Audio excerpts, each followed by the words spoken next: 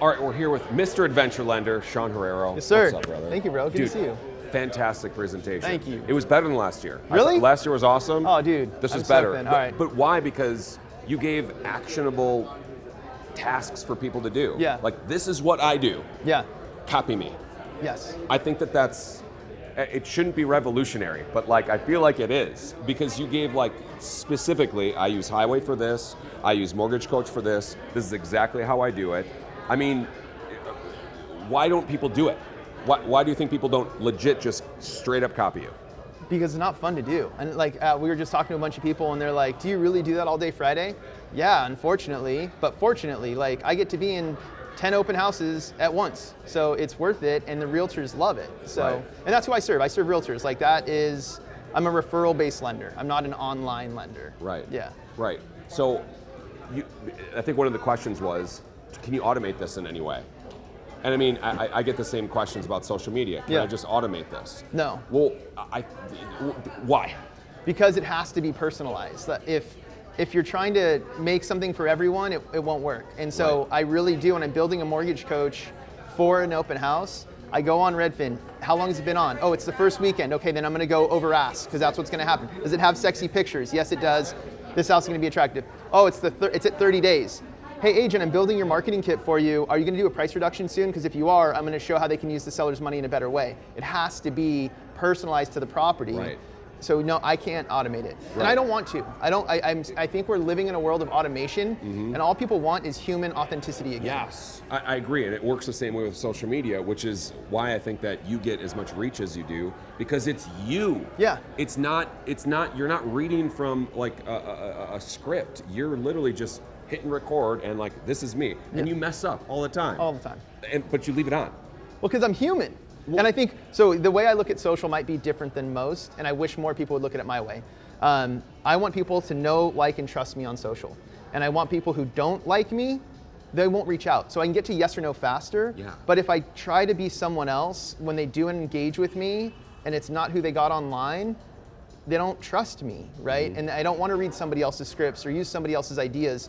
I think it's easy for me to be on video on social with confidence, because I truly believe I'm the best at what I do. But I had to become the best at what I do to believe that. And I think that's why it works. Is like, I tested this idea at the airport. I was just like, I was like, wait, $3,000 is 3% down on a 100,000 house. Walking through the parking lot, no special mics or anything. Hey guys, guess what? Post. I wonder what'll happen, right? But that was as authentic as it could get. One take, no cuts, just human. 100%. So talking about confidence, great quote is that if you have a confident buyer, a confident buyer makes confident offers. Yes. Why is that important, and how do you make somebody confident? Because, so when we bought our house in 2021, I used to give the advice of, you make your offer, and if you find out the house sells for $1,000 more than what you offered, you can lose with confidence. That was what I would tell people to do. And then we bought our house in 2021, and I remember being upstairs, and this is where a lot of the open house stuff comes from, and I was looking around, and the house was epic, right? It was perfect for my family, and I was just like, I wonder how many people are gonna offer on this house, and I wonder what I'm gonna have to offer to win. And I went $100,000 over my line in the sand. And I realized that going through, I did my own mortgage coach, my wife came to me crying, where's all the money come from? All those things, and I was like, it's the right house. 19 of these people are gonna go buy the next one, and if they like this one, they're gonna like everything we like, and rates are only going up. So it gave me the confidence to pay $200,000 over the list price. Wow. And it's the best thing I've ever done. Like, and people are like, oh, well, what if the market crashes? I'm not selling the house, who cares? Right. So I build that confidence using those tools we referenced. Right, talking about your intro music, bro, give it away, give it away, give it away now. I was like, no way, you're in that video. Dude, that was epic. I don't even know if I want to talk about it that much, but I mean, I just want to comment that No, thank you. I was like, I hope this is funny. I was like, I'm gonna try, I hope it's funny. Yeah. I was like, I could be, because I jumped awake that, and I was like, last time I talked to Don, he's like, you know, TED Talk, like, just people need tactics, no backstory, give them what they need, just give it all away. Right. And then I jumped awake that morning, I was like, huh. And then once I have an idea, I can't get rid of it until I try. So, I don't know, maybe people thought I was an idiot. I thought that was cool. Cool, thank you. You gotta check that video out. So, okay, people like us do things like this. Yeah. Is that the right quote? Yep. That's so. And Seth Godin, and that is a quote that I think of a lot. Yeah. It's a powerful quote. What does it mean to you, and how should people take that quote and actually implement it? So it was hard for me to figure out what it meant. I was like, people like us do things like this. I don't understand what that means. And the more I thought about it, I work with law enforcement a lot. And I was like, okay, I should be speaking to law enforcement. So instead of having this broad reach website, it became like a landing page junkie. So if I get referred to a police officer, I send him my police officer landing page with me application, because I want people to feel like this was only made for me. Yeah. And that's what I'm obsessed with, and that's what people like us do things like this. People like cops do things like this. Like I'm marketing to those habits or those specific people. And really for me what it means is, the reason I reframed it for myself to be people like us have problems like this is because if I can speak to the problems they may not vocalize, but they're thinking in their head, I don't want to pay over ask, the market's going to crash. For sellers, I'm stuck because I have a 2% interest rate. If I can create solutions for the things they don't even think to ask, right, then they're going to be like, this guy made this for me. Right. And that's what I get from that quote. And then you get the relationship too, because you're actually solving their problems. That they didn't know they had. Right. Yeah. 100%. So the tiny event.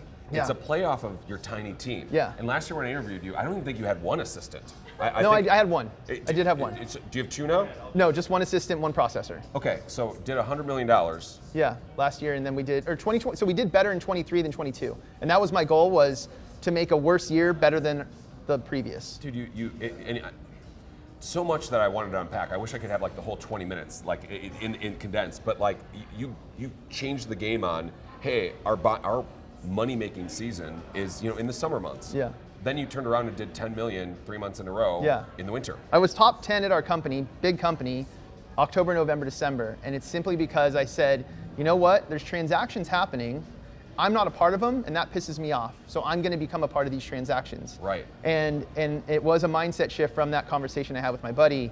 And that's, so when, Don and Gina are like, we don't make money in January, February, we don't make money. I'm like, stop saying that. Right. We have to stop saying stuff like Right. that. Oh, this is a peaks and valley business. Stop saying that. Right. Like my wife will say, oh, well, we're in the mortgage business.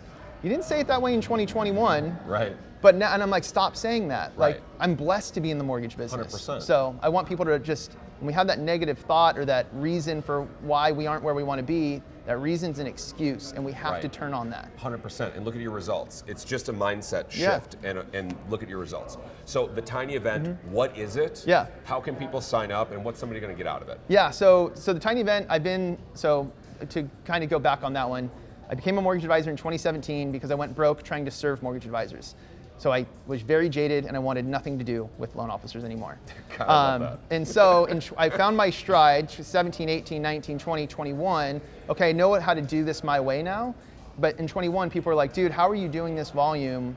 Will you coach me? And I'm like, no, get out of here. Like, I want nothing to do with you. Right. And then enough people ask, I'm like, wait, Sean, why not? Like, why can't you help a small group of people? Like, you don't have to coach 100 people, but what if you just coached 5 or 10? Right. And I tried doing that, and I still do that now, but people, I don't like getting on these calls and having people say, I didn't do it again. And I'm like, well, then what do you want me to do? You're very accountable, but I don't want you to be accountable anymore. I want you to be disciplined. Right. And then people are like, Sean, how do you do that volume with such a small team?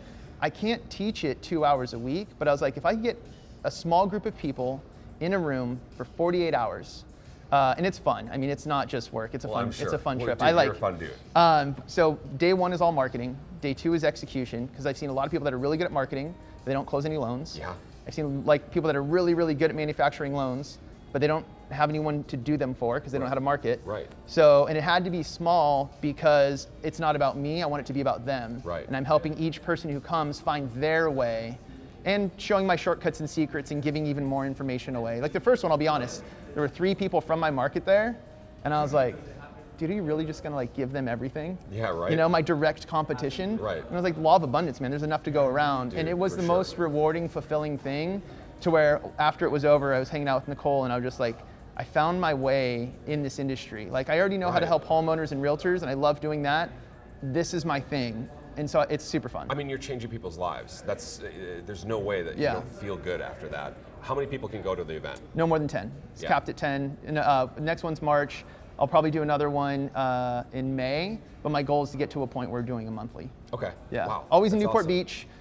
Everything is by design. The location is by design.